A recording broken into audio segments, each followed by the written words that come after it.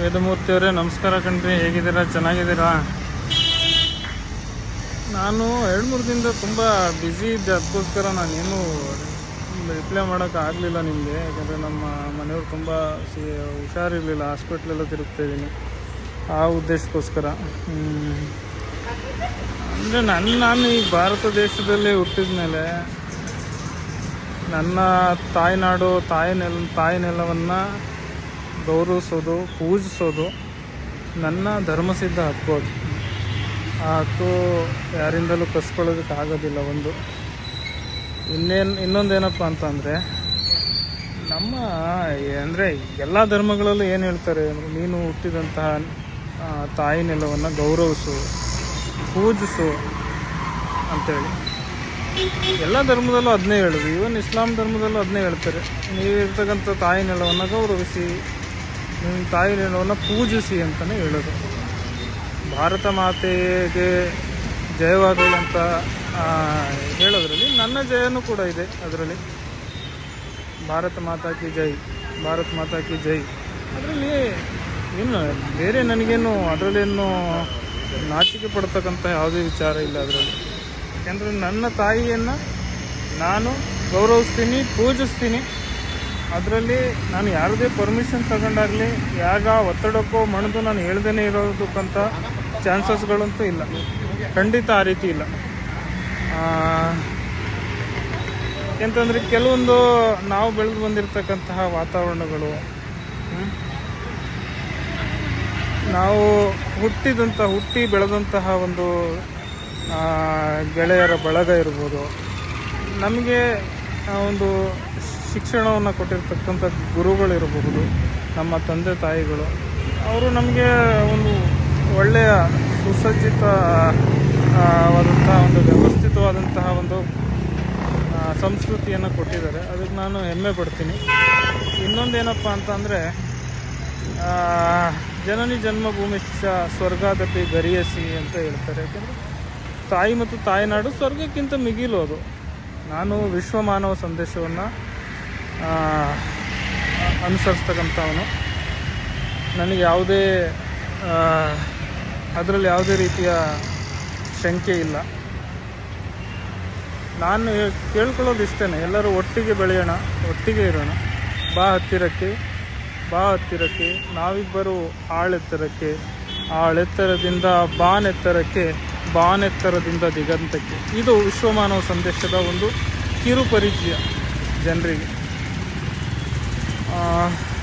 ಅಂದರೆ ಪ್ರತಿ ಸರಿ ಏನಾಗ್ಬಿಡುತ್ತೆ ಅಂತಂದರೆ, ನಾವು ಮುಸ್ಲಿಮ್ಸ್ ಆಗಿ ಹುಟ್ಟಿದ್ದೀವಿ ಅನ್ನೋದು ಅದು ತಪ್ಪು. ಅದು ನನಗೆ ಗೊತ್ತಿಲ್ಲ ಗುರು. ನಾನು ಆ ಜನಾಂಗದಲ್ಲಿ ಹುಟ್ಟಿದ್ದೀನಿ. ನನಗೆ ನನ್ನ ಹುಟ್ಟನ್ನಂತೂ ಚೇಂಜ್ ಮಾಡೋಕ್ಕಾಗಲ್ಲ. ಈ ಜಗತ್ತಲ್ಲಿ ಎಷ್ಟೊಂದು ಸಾವಿರಾರು ಕೋಟಿ ಜೀವಿಗಳು ಹುಟ್ಟಿದ್ದಾವೆ, ಅದರಲ್ಲಿ ನಾನು ಒಬ್ಬ ಜೀವಿ ಅಷ್ಟೇ. ಆ ಭಗವಂತನ ಸೃಷ್ಟಿಯಲ್ಲಿ ನನಗೊಂದು ಜಾಗ ಸಿಕ್ಕಿದೆ ಅಷ್ಟೇ. ಅದು ಬಿಟ್ಟರೆ ನಾನು ಬೇರೆ ಯಾವುದು ನನಗೆ ಗೊತ್ತಿಲ್ಲ. ನನಗೆ ಯಾವುದೇ ರೀತಿ ಇದರಿಂದ ನನ್ನ ಒಂದು ಇದನ್ನು ಮೇಲೆ ಕಟ್ಟಿ ಬೇರನ್ನು ಕೆಳಗಡೆ ಹಾಕಿ ಖಂಡಿತ ನನಗೆ ಆ ರೀತಿ ಯಾವುದೇ ಒಂದು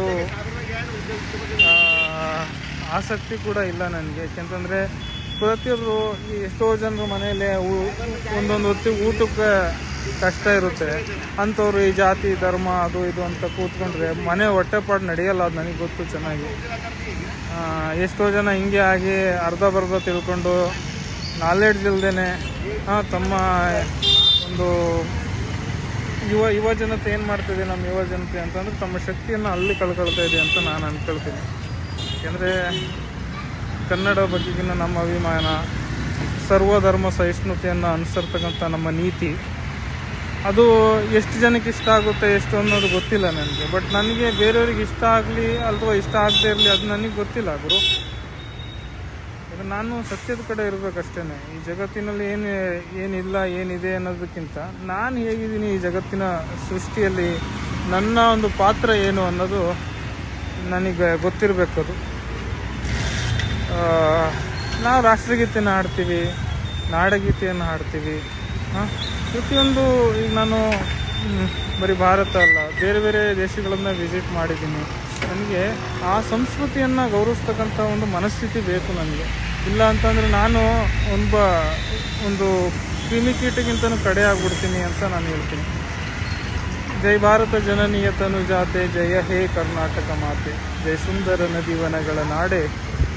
ಎಷ್ಟು ಒಂದು ಅದ್ಭುತ ಸಾಲುಗಳು ಕುವೆಂಪು ಅವರು ಬರೆದಿರ್ತಕ್ಕಂಥದ್ದು. ರವೀಂದ್ರನಾಥ ಠಾಗೂರ್ ಅವರ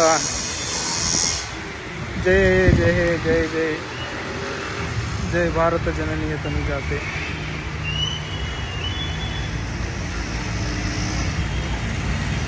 ಜನನೀಯ ಜೋಗುಳ ವೇದದ ಘೋಷ, ಜನನೀಯ ಜೀವವೇ ನಿನ್ನಾವೇಶ.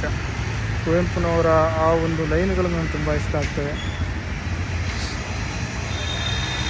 ರವೀಂದ್ರನಾಥ ಠಾಗೂರು ಭಾರತದ ಒಂದು ರಾಷ್ಟ್ರಗೀತೆಯನ್ನು ಬರೆದವರು. ಅವ್ರು ಬಾಂಗ್ಲಾದೇಶದ ರಾಷ್ಟ್ರಗೀತೆಯನ್ನು ಅವರೇ ಬರೆದಿರೋದಪ್ಪ. ಹಾಗಂತ ಹೇಳ್ಬಿಟ್ಟು ಬಾಂಗ್ಲಾದೇಶದಲ್ಲೆಲ್ಲ ಸಾಬ್ರವರೇ ಅವರಿಗೆಲ್ಲ ಇದು ರವೀಂದ್ರನಾಥ ಠಾಗೂರು ಅಲ್ಲಿ ರಾಷ್ಟ್ರಗೀತೆ ಬರ್ಕೊಟ್ಬಿಟ್ಟಾರಲ್ಲ ಅಂತ ಹೇಳ್ಬಿಟ್ಟು ಇದು ಮಾಡಿದಾಗುತ್ತಾ? ಆಗಲ್ಲಲ್ವಾ? ಜಗತ್ತಲ್ಲಿ ಆ್ಯಕ್ಚುಲಿ ನಮ್ಮ ಬೇಸ್ ಕರೆಕ್ಟಾಗಿದ್ದರೆ ನಾವು ಎಲ್ಲ ಕಡೆನೂ ಚೆನ್ನಾಗಿರ್ಬೋದು, ಮಾನವತಾವಾದಿಗಳಾಗಿ ಬದುಕ್ಬೋದು ಅಂತ ನನ್ನ ಇಷ್ಟ. ಎಷ್ಟು ಹೇಳ್ತಾ ನಾನು ಒಂದೆರಡು ಮಾತು ಮುಗಿಸ್ತಾ ಇದ್ದೀನಿ. ಜೈ ಹಿಂದ್, ಜೈ ಕರ್ನಾಟಕ ಮಾತು.